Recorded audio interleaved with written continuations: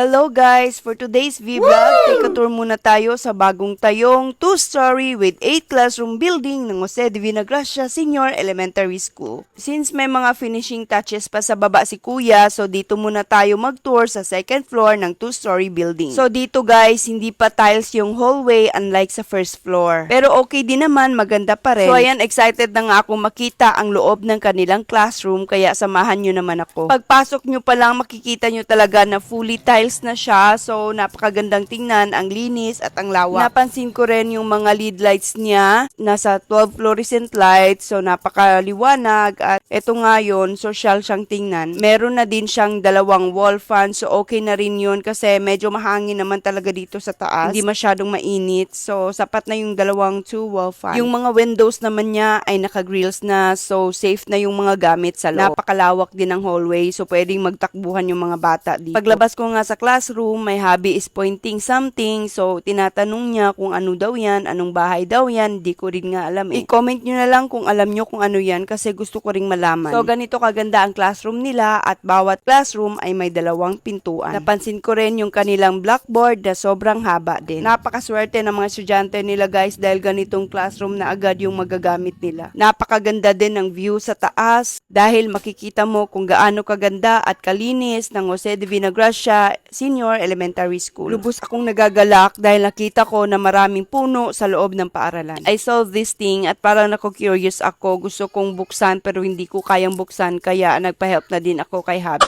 To the rescue naman si Hubby at tama nga pala ang hinala ko. Isa itong electrical outlet with cover.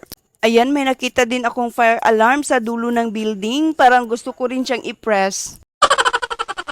Sa magkabilang dulo ng building ay makikita ang comfort room. So dito may washing area, pwede manghugas ng kamay, pwede ring mag-toothbrush at kung lalagyan siya ng salamin, pwede din itong maging powder room. May 2 toilet din siya at kung napapansin nyo, napakalinis, napakagandang tingnan dahil up to the wall talaga yung tiles niya. May mga anti-slip din ang hagdan para maiwasang maslide yung mga estudyante. So guys, tapos ko nang i-tour yung second floor, bumaba na tayo sa first floor. Sa first floor naman, yung hallway ay naka-tiles at yung mga classroom nila ay same lang din sa taas. Tables and chairs na lang talaga ang kulang guys at magagamit na nila yung classroom. Sa magkabilang dulo ng building ay makikita ang dalawang toilet. Siguro yung isang toilet ay para sa mga teachers at yung isa naman ay para sa mga estudyante. Yung toilet na para sa estudyante ay same lang din ang design sa taas. Syempre, this building is PWD friendly. This 2-story with 8 classroom building costs more than 17 million and it's funded by the local government of General Santos. Thank you for watching. Follow me for more.